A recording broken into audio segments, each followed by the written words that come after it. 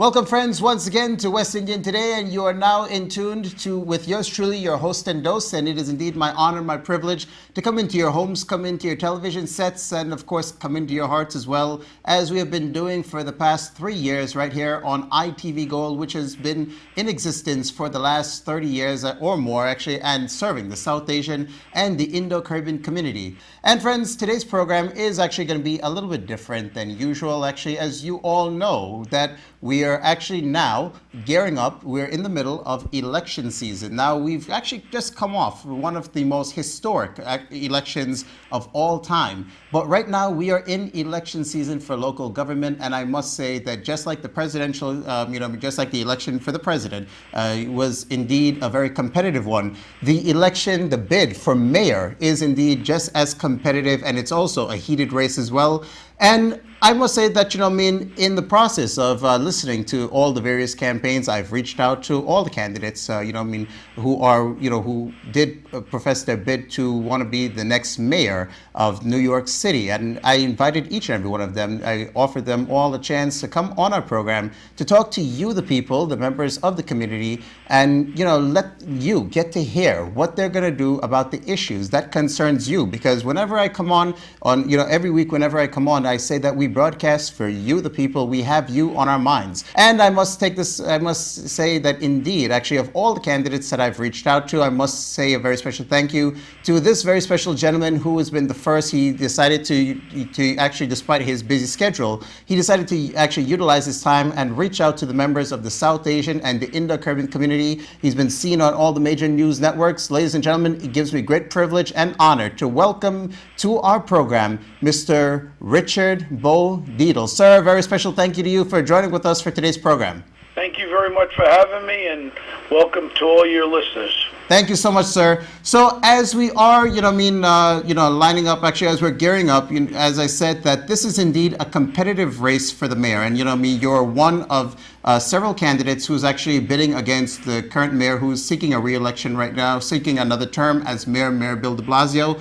And, there's several issues that, you address, and, that is what we're going to be talking about today. But first, I want to give you this opportunity without elaborating too much about the issues and, what you would like to do as mayor. What basically led you to want to run for mayor of New York? Well, you know what? We have a mayor that's the current mayor of New York City, who's a mayor who's been involved with a lot of corruption as far as illegal campaign fundraising for $4.3 million. And my son, who's Bo, his name is Bo Dietl, was the victim of a robbery in this past summer, and he went on not to report it. And when I asked him, Bo, why wouldn't you report it? Why didn't you tell me anything about it? He goes, all my friends get robbed, nobody reports it. So I started to realize that these numbers we're talking about crime being down in New York City aren't really what they seem. Right. And in the last few months, I've really been investigating what's going on. When I find out in our public schools any drugs or any weapons, the drugs are to be flushed down the toilet by the security forces in our schools, and the weapons would be confiscated, and no police reports are going to be made. The incidents happening on Rikers Island now are where people are stabbing people. Nobody is going to be segregated once they stab someone. 18, 19, 20-year-olds. There's a lot of issues in New York City, and when I talk to the people in New York City, I feel as though they have a real fear factor in New York, where they feel not safe when they're on the subways. The homeless situation is absurd. We can go across the street to Penn Station and see any given day that you have people in lumps laying on the floor. You don't know if they have weapons or not. And as far as affordable housing goes, when we have 62,000 homeless people in New York City, I don't think this mayor is doing a great job. The mayor, first of all, has never run a business. He came from supporting Hillary Clinton. He ran then as the council person in New York. Then he became the New York City something. I don't even know. It's public advocate. So he really never ran a business. He knows not much about a business. And all he does now, and you can see the front page of the New York Post today, all he does is promise a lot of things that he can't fulfill. He talks about this pre-K now, and he's talking about another $1 billion here. He had this renewable schools for $1.1 billion was a failure. He hires all these consultants, and in reality, he's not really doing a good job for New York City, and New York City is on the verge of turning back to the crime capital the way we were back in the 1990s if we don't grasp a hold of it. A lot of the issues are the crime reporting. When you don't report a lot of the crimes, and when you recharacterize crimes, you're not reporting them, sure, crime's going to go down. My problem here is in schools, they're not reporting crimes. In the jails over in Rikers Island, they're not reporting crimes. On the streets in New York, they're not reporting a lot of the crime. So sure, crime is going to come down. I talk to people.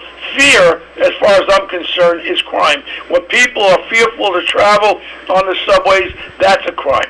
No, definitely. You know what I mean? You spoke, I mean, most of the issues that you spoke about, I've heard actually over the last few years. For example, fear of crimes in a subway and, you know what I mean, so many other things. But now let's get into it. Let's get into your plan, actually. And I must say now, when we talk about affordable housing, Yeah. you know what I mean, as you mentioned, you know what I mean, 62,000, and you also spoke about the homeless situation. Now, you know what I mean, the mayor did, when he ran actually for mayor, you know, about 4 years ago, that was his plan, that he wanted to basically propose something to ensure affordable housing. What is your plan you're dealing with affordable housing? Well, the first thing I would do is I would cooperate and have a relationship with our governor.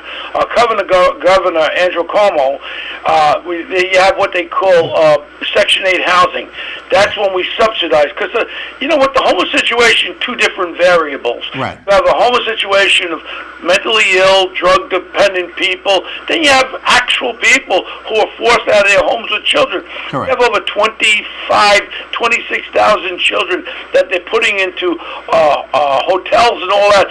Section 8 would be where we can give subsidies for people who are living in their homes, so they have permanent housing. Instead of moving around, he's putting a Band-Aid on them. He's moving them to different hotels. This is not the answer to this. Affordable housing has to be worked. And one of the things that I could work with, again, is our new Secretary to Housing, Dr. Ben Carson's a friend of mine. Right, I would go to Washington and get the federal funds. You can't be a mayor that is antagonistic to the current president, whether you like President Trump or voted for him or not. We have to work with him, and we have to get as much money into New York City for our police, for our infrastructure, and for housing. And this is one of the issues that I have with this current mayor. He can't get along with the governor. He can't get along with the president of the United States. What good? If they start cutting our fundings, you know what he's going to do? All your listeners, all your homeowners are going to get their taxes jacked up. The mayor himself, he owns two houses worth $1.5 million each in Park Slope, Brooklyn. He pays $3,000 taxes on each house. But someone else, comparably, in another portion of the city, is paying $6,000 for a house worth $500,000. My thing is, we have to have some sort of a reasonable effect as far as people paying taxes in the city. And this mayor right now, again, he'll promise you anything. He's talking about 90 new homeless shelters. How about taking the homeless shelters we have now and make them safe? I've actually interviewed homeless people in the subways here in Penn Station. I said, why aren't you going to the homeless shelters?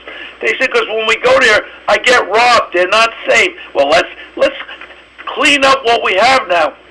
Let's make it safe for people to go to these homeless shelters.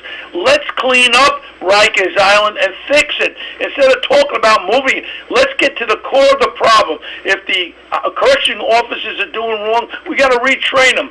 But certainly, we have to deal with the problems we have at hand.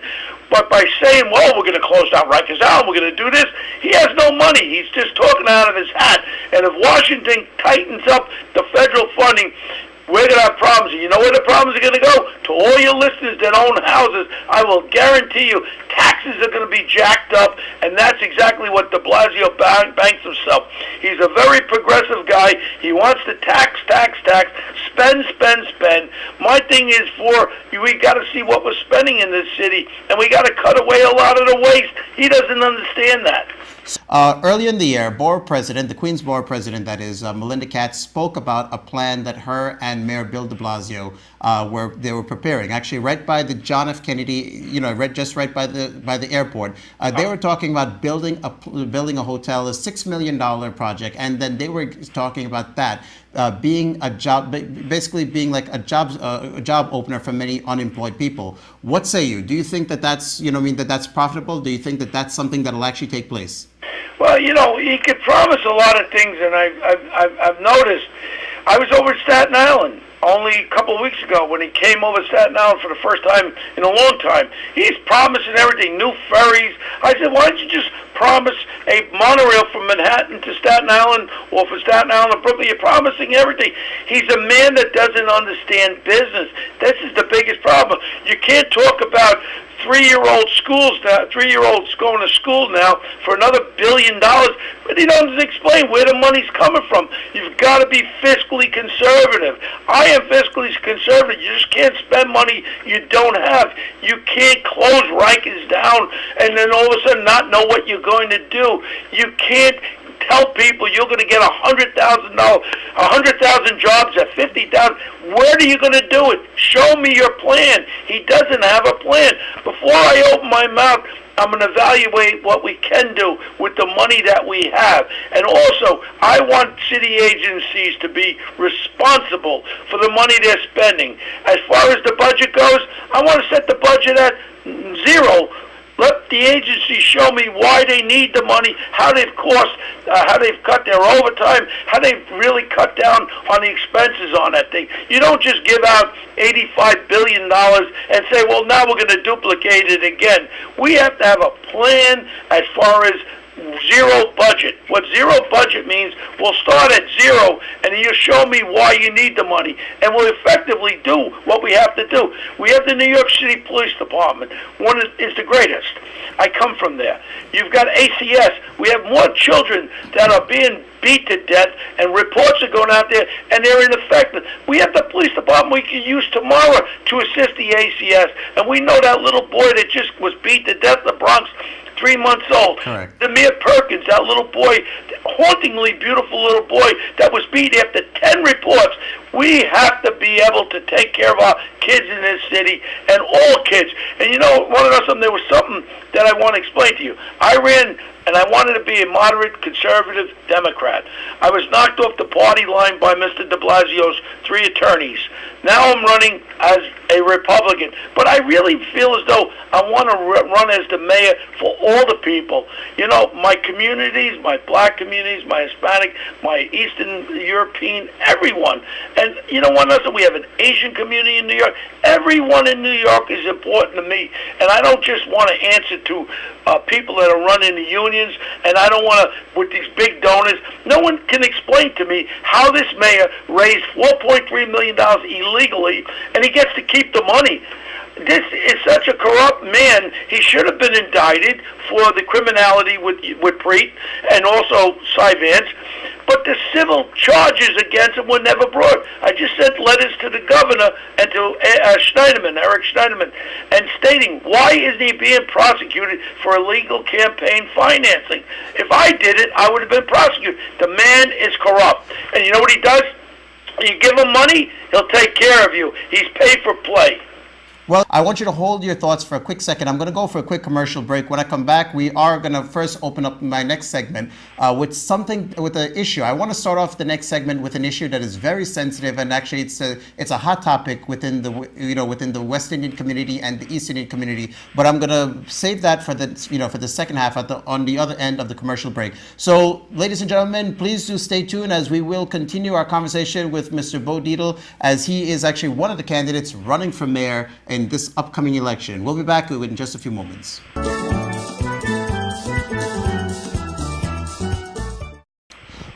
Welcome back once again, friends, and if you're just joining with us, a very special welcome to you and a very special good afternoon, and thank you so much for welcoming us into your homes, into your television sets, and into your hearts as well. And friends, if you've been with us from the very beginning of the program, as you saw that I was in conversation with Mr. Bo Dietl, who is running for mayor in the upcoming elections. Like I said, actually at the end of the other segment, something that I want to talk about. Now, since the current administration has, they've taken office, one issue that has become a hot topic, especially in the Richmond Hill area, over the past few months, there have been many people who's posed as ICE agents. And if you become mayor, what are you going to do to basically, enlighten people about their rights as American citizens? Well, I'm going to tell people right now, my aspect on this, sanctuary cities, and my feelings on this is this. I'm a son of immigrants. My mother was born in Italy. My father was born in Germany. So we're all kind of immigrants here in New York.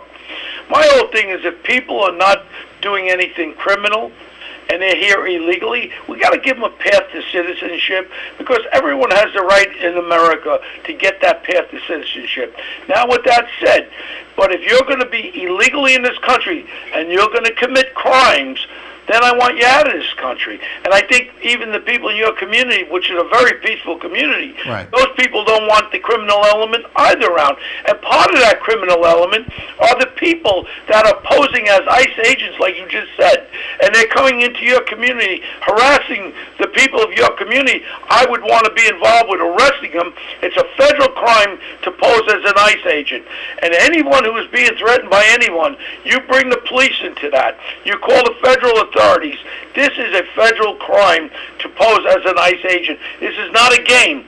And the people in your community, the people that I'm reaching out to, who I want to vote for me, either as a Republican or an independent, these are the people that have the right. Again, if you're in our community in New York City and you're peaceful and you have your family, even if you're here illegally, I don't want to throw you out of America. I want you to get a way of becoming a citizen. But if you start doing criminal activity, you're going to be, that's part of the thing I want to remove you. But if you're not doing criminal activity, I want you to work hard and have a path to citizenship like everyone had the right, like my mother and father had the right, and everyone should have that right. Again, peaceful. I want people to adhere to our laws and don't become criminals.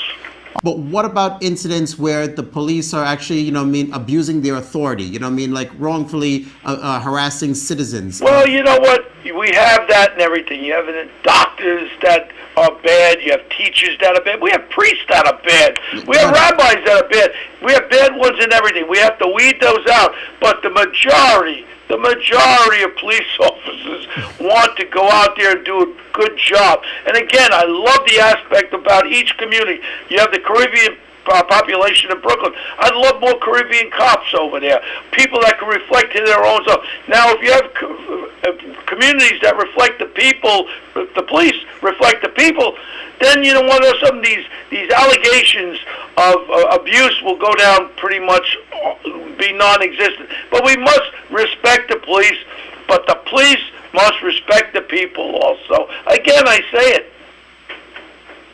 Definitely. All right. So now let's talk about jobs now. So what are your plans actually to improve jobs? And the people from Richmond Hill that are listening to you, and even Jackson Heights and all over Queens, all over New York, who are unemployed or who are basically looking to take home a little bit more in their paycheck. What are you going to do basically to improve, basically job quality for them? Well, you know what's up? We got something here in New York that people don't realize.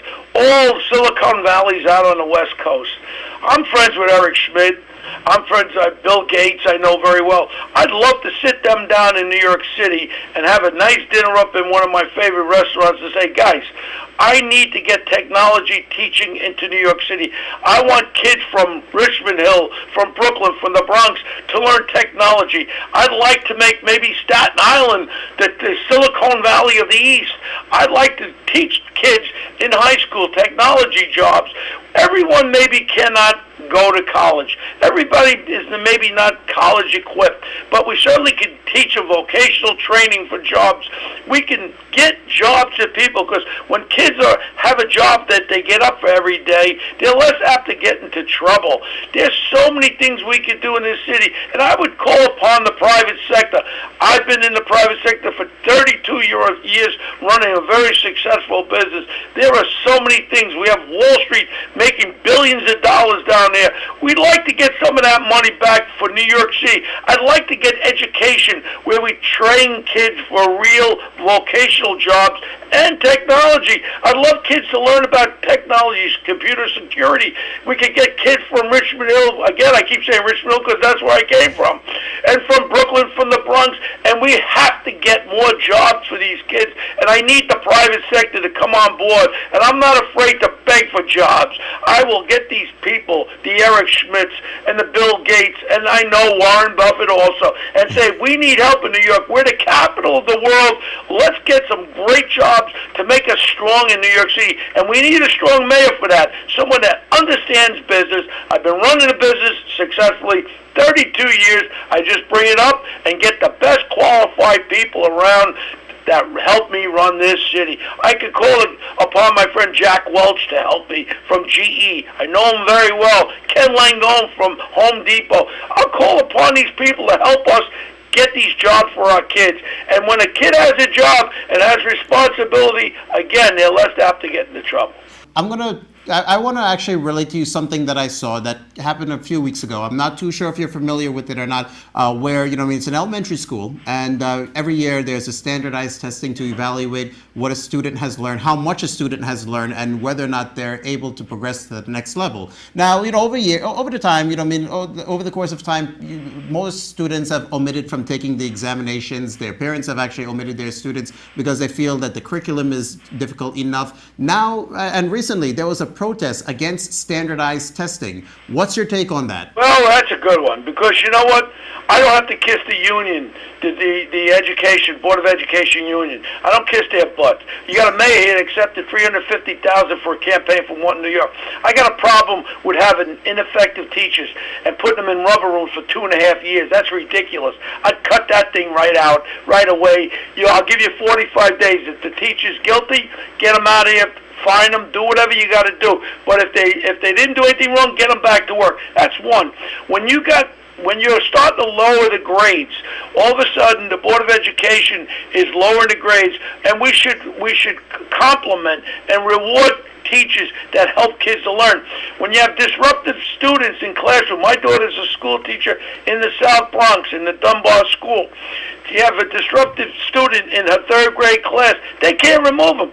That's harming the other kids that want to learn. There are a lot of things that we got to do, and we got to be able to have educational things to help those kids that have learning disability. My daughter graduated Columbia University with kids with learning disabilities. We got to give them that extra help.